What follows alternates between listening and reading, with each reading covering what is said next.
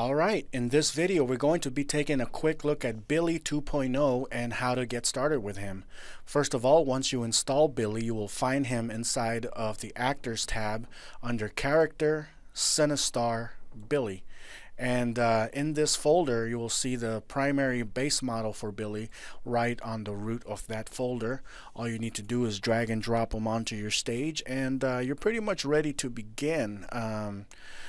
Let me go ahead and scale him down a bit so he can fit inside of this camera marker thing here.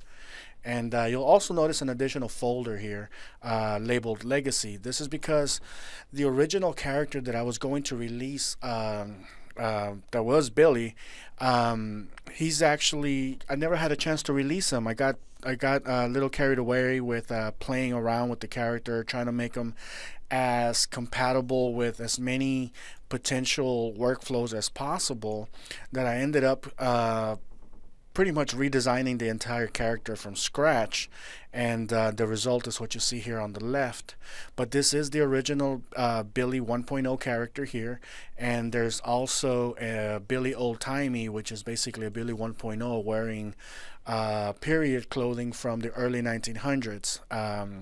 The original inspiration for this character was a man named William Sanders Scarborough, which was he was a slave when he was young, and he was supposedly a slave boy during the time when he was in his early teens, preteens, and younger.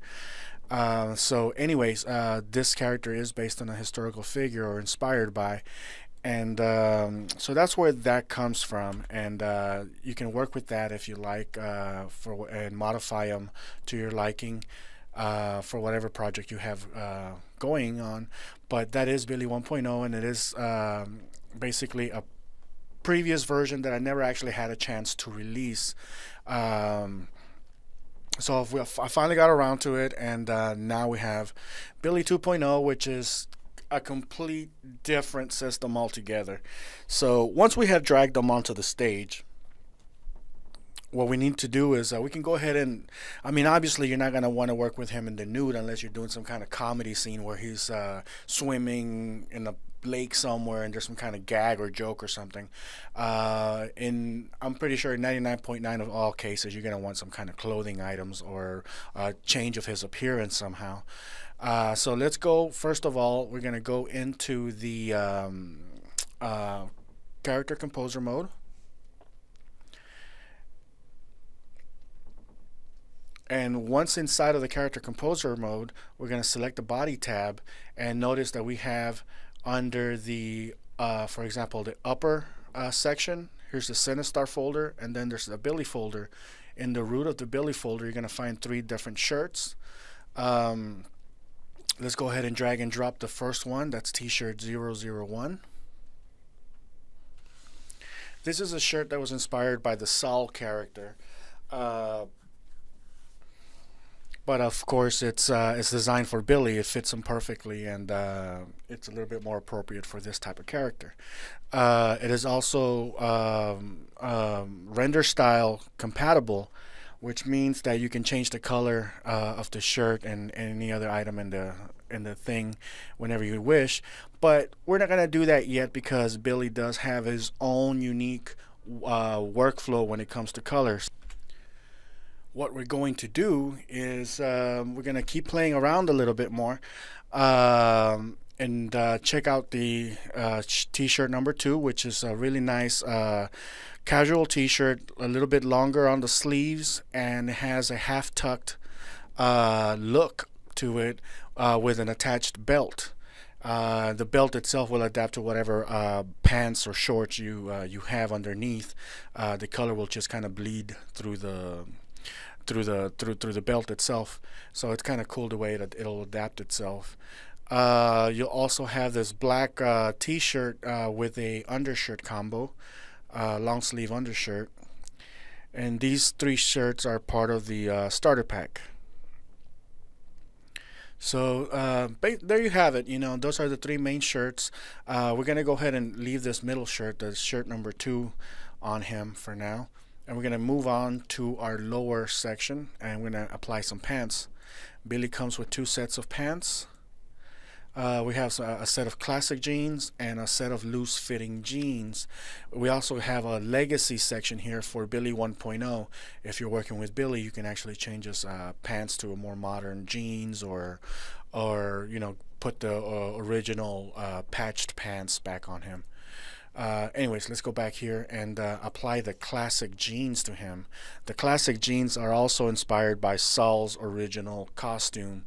They have a very casual look to them with a rolled up bottom there, but of course they're designed for Billy and they fit him, and they kind of look a little bit nicer on him.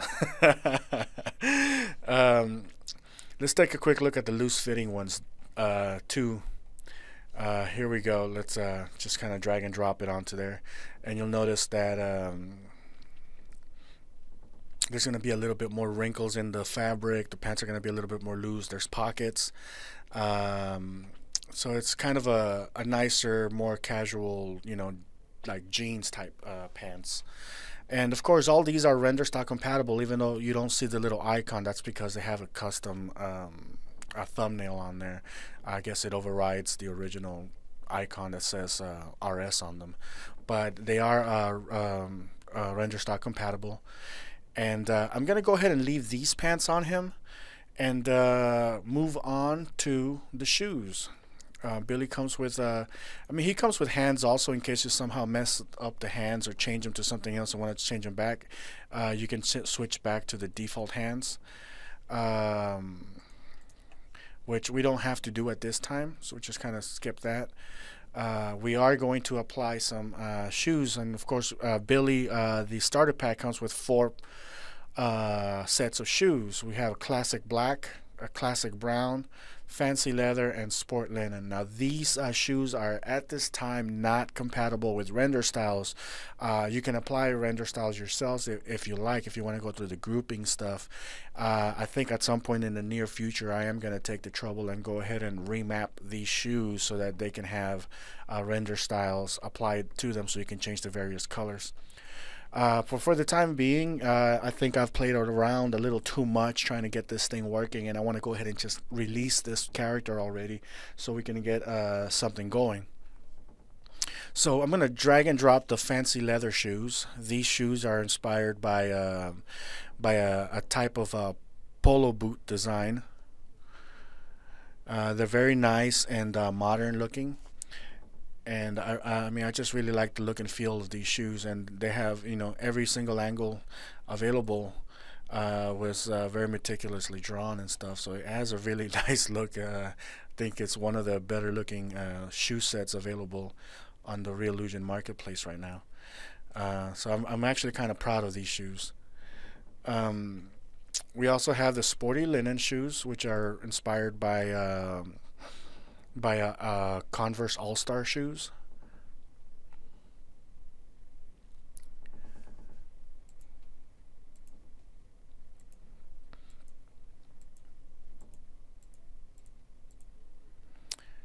We have a classic brown, a very generic brown leather type shoe. Might look good with a more formal getup.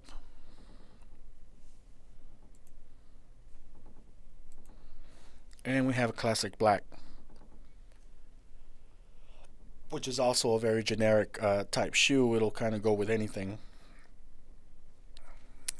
Alright, so for the sake of getting this done, we're going to go ahead and apply the fancy leather ones and go back into our stage, where I'm going to show you how to recolor the character. Let's go back to the stage here. So now that our character is dressed up nice and neatly, we go into the Scene tab, where we're going to find the Sinistar folder and go into the Billy folder, select our color folder, and inside you'll find 2 other folders, Presets and Stylizer. And I'm going to explain what each one of these does. First of all, let's go into the presets. The presets allows you to quickly jump to a type of color, I guess you can call a collection of colors, you know, a palette, if you will, for your individual need. So in this case, I'm not going to worry about eyebrows because I like the black eyebrows just the way they are. But you have, I think it's about maybe 24, 25 different starting points for your eyebrows. This we're going to move into the eyes. Here are the different starting points we have for the eyes. For example, let's say we want them to have chestnut brown eyes. It's kind of a lighter brown type color. All you need to do is select the prop that you dropped into the stage, click on this apply selector render style button at the top of the screen, and your mouse pointer will turn into this little paint bucket thing, and you can just click on the character whenever you're ready, and notice how the eyes changed into that particular color style. So let's go ahead and delete this one because I just wanted to show you how that works. Let's try a dark brown, and you know what, let's go ahead and try this monster eye, which is kind of cool looking. I'm gonna go ahead and do this one first because I'm not gonna leave it there. I just wanted to kind of show you the possibilities in case you're doing a demon character or some kind of like demonic angel or dark character, zombie, I don't know. This might actually come in handy, but that's not what we're going for this time. So we're gonna select our dark brown color style and apply them to our Billy character, and now we have a more conventional eye color there.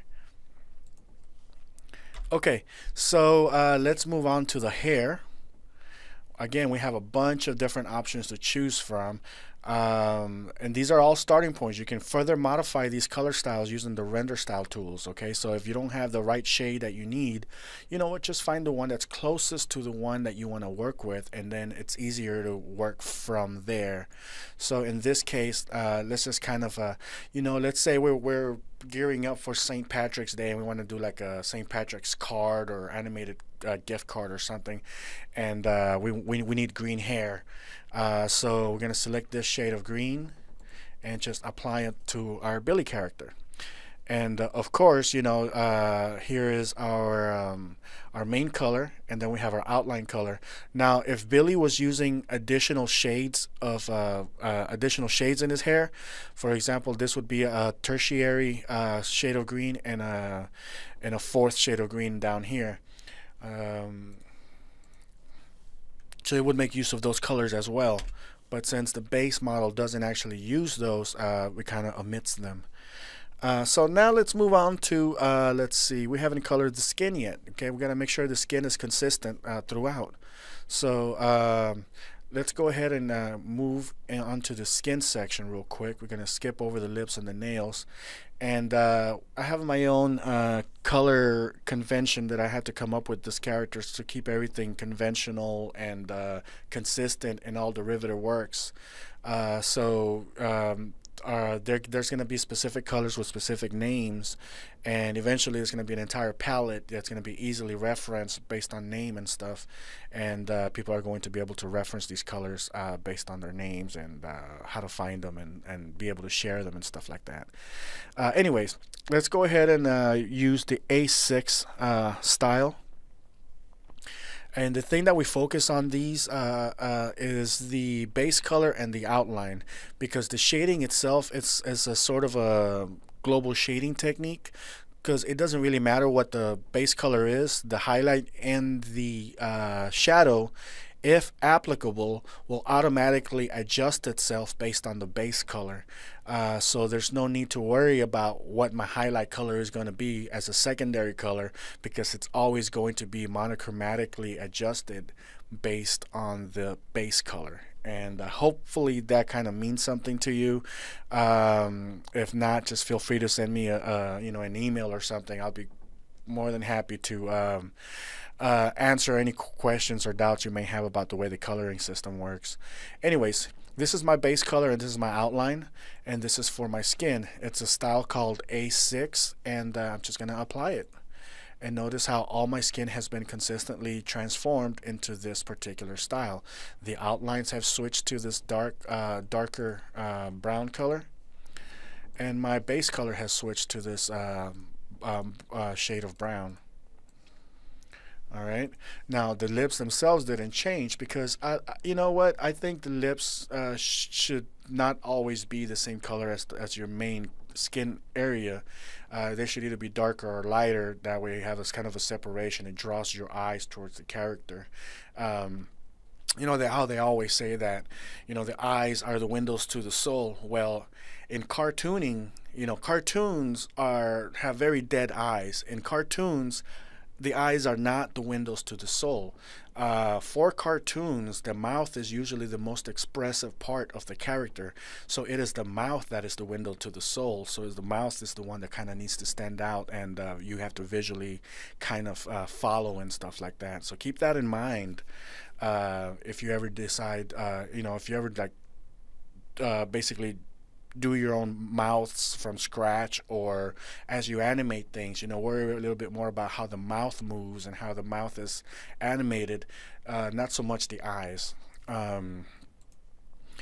Okay, so we're gonna go ahead and I'm gonna move this to the side a bit because I may need it later. That was the A6. I'm gonna go with my lips, and I'm gonna choose an A5, which is a lighter shade of A6, and I'm just gonna fill that in there. Boom. Okay, now I could have gone with a darker shade, or I could have gone with an even lighter shade. I mean, this is totally up to you. And in fact, if you know, you're redesigning or tweaking Billy to be maybe a girl character, you can easily use these as a starting point. Okay, because you can also go in here into the render styles feature, select the lip shape, just increase the saturation there, and you know, find a hue that you like. You know, maybe he's wearing red lipstick, you know, and let's see here. Yeah, so maybe he's wearing red lipstick, and you want him to have that, you know, to create a female version of this character. So you just apply that to him. Very easy to do. You use the presets as a nice little starting point. It'll get you to where you need to be, and if it's not exactly where you need it to be, you can always tweak it a little bit further. The only thing that we're missing at this point is our nails, and again, we got the same naming convention with the same color swatches. I kind of like this shade here, so I'm going to go ahead and select the A5. Just kind of because it's just slightly lighter than the A6, and you know, it's not enough to kind of like clash, you know, it's just enough to give it a hint of like, oh, there's nails, there's fingernails there. Alright, so at this point our character is fully colored. I mean, he kind of looks like a like a leprechaun. So we're gonna go ahead and you know, I guess I can go for the more modest brown color. And the cool thing about these presets, if you notice that they are targeted to specific regions of the character. Okay, unlike the traditional Reallusion characters, your cartoon character doesn't have to have a solid black outline throughout the entire thing. You can actually have monochromatic outlines based on the area of color that you're using, and this is a little bit of a more professional approach. It's a little bit more appealing. Not that there's anything wrong with the full solid black outlines, because I mean, a lot of characters just actually they look better that way. But this is how Billy was designed to be. He was designed to be a little bit more color harmonious and easy to manipulate when it comes to colors and stuff like that. So at this point, I have basically repainted Billy. The base kit itself does not contain multiple hairstyles, but there will be another pack coming very soon. If you're watching this basically in November, towards the beginning of December, there's going to be a hair pack, there's going to be a Christmas pack, and some more clothing items available for Billy. And I also encourage other designers and developers to come up with items and clothing, costume changes, facial features, and any type of modification you can think of that'll be compatible with this character, so that, you know, people can get a little bit better value for the character, have a little bit more variety and diversity in the Reallusion marketplace. I think this is a good start towards promoting a more professional and polished look when it comes to CrazyTalk based character animation. And I hope you enjoy it. If you have any questions at all, feel free to email me. My email is ibis@toontitan.com. I'm more than happy to answer your questions. Or you can get a hold of me at the Reallusion forums. I practically live there. One more thing. Before I go, you also have the stylizer tools. Stylizer tools are a very generic set of basically coloring tools similar to the presets, but they are they start off as white primarily to allow you to provide a pure tint on them and be able to modify them, and they are based on every single color combination that's been mapped to Billy. So if a specific developer provided a shirt for you that doesn't come with presets defined for, like, you know, multiple color choices for your shirt, you don't have to subject yourself to editing the character using the traditional way. Notice how every character will have all sorts of color mappings here, and it can be very easy to you know, mess something up and spend a lot of time having to readjust the character, fix things. Okay, so my approach is, you know what, it's safer to just focus on one item at a time or one group at a time, which is why I kind of came up with this particular way of workflow. The stylizer, for example, the shirt doesn't come with any preset colors, right?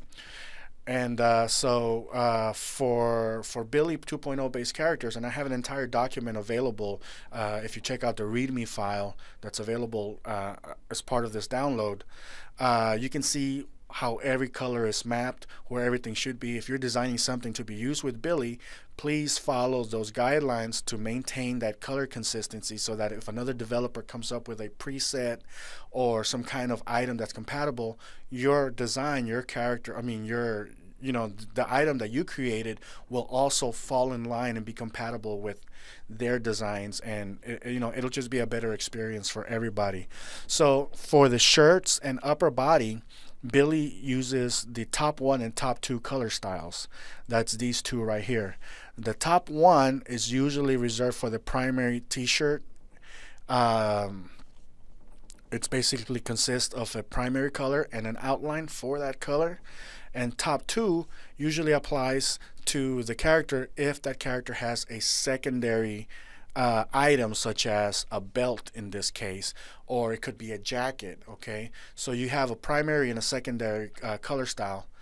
So the top 1, let's modify this one, and this is how you kind of work with the stylizer. Notice how by modifying the stylizer, I only really have to deal with these two groups. Okay, one is the base color and the other one's the outline. And ideally, what you want to do is you want to click Effect All, start with the saturation, just increase it a little bit so you can actually get some color in there. Then you move the hue around.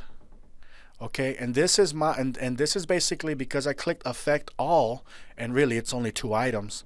You could not possibly do this if you were doing it with the main character, because, you know, there's, I mean, an entire character. There's the face, there's the hands, there's the shoes, there's the pants. You would be pretty much messing everything up. But in this case, you're only messing up the base color and the outline, and that's kind of what we want. And we want to maintain ideally just kind of keep these numbers consistent. So we're gonna bring down the contrast a bit and maybe make it a little darker. So now we have a darker shade of green, but I mean, our shirt is already green, so let's pick something else. How about, ooh, that's kind of nice, kind of a blue tint there to it. So at this point, I mean, both of these groups have the same exact color values, right? But they are slightly different. So let's select our secondary color here for this. We're going to remove the Effect All. So now we're only applying this modification to the bottom, and we're going to make that outline. So imagine if this character is performing during the daytime, you might want the outline to be a little bit darker than the base color. If he is being, like, if he's on stage or if he's in the dark, sometimes you might want the outline to stand out, so you may want that outline to be a little bit brighter. But either way, it's still consistent with the actual tone, so the colors are still going to be monochromatic to each other. And notice also how, as I manipulated my colors, you know, my highlight there and my shade, they're kind of going with the flow. So if the item was using the global highlight and shadow technique, which is recommended in the document I wrote for Billy 2.0, those colors and shades would also be adjusting themselves based on that base color, even though they're not even defined. They're not even part of the render style system.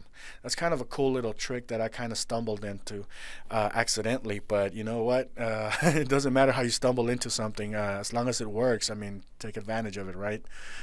So now that I have my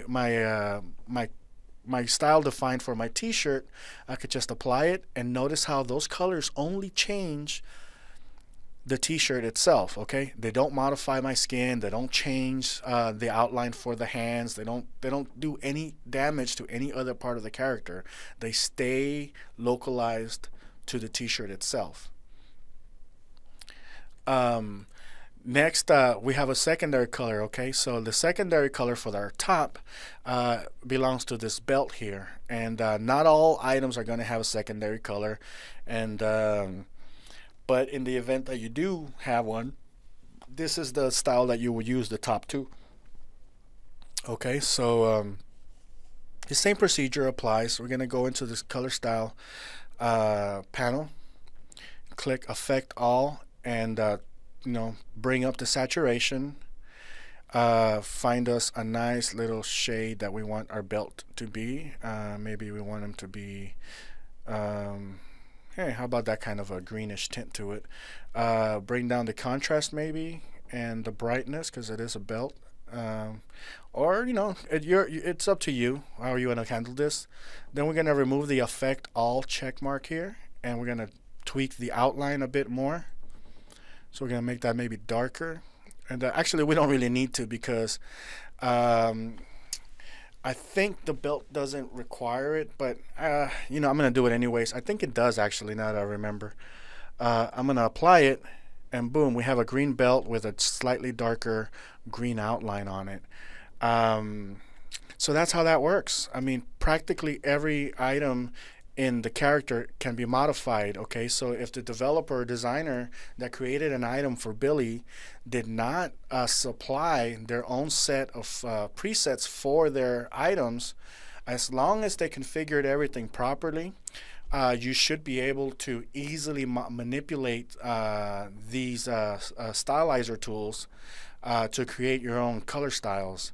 So for the pants, it's usually lower 1 for the primary bottoms. Actually, I mean bottoms 1.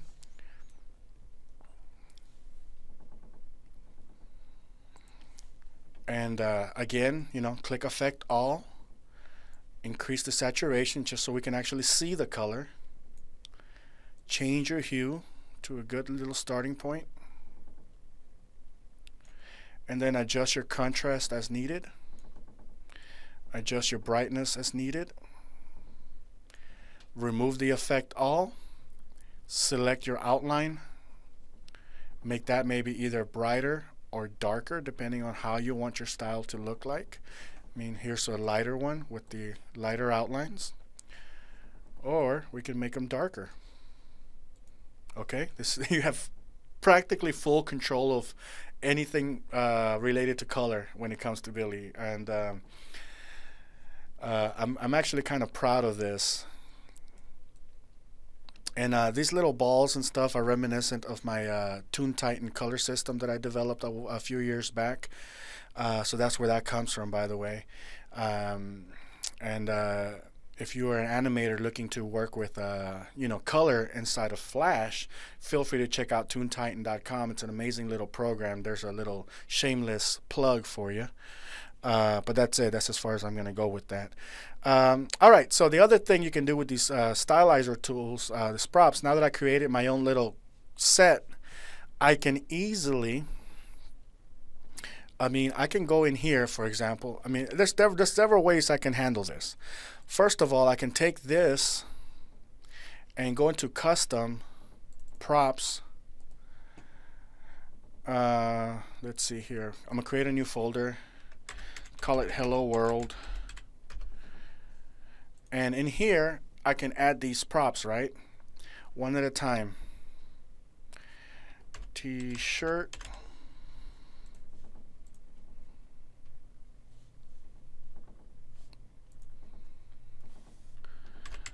belt,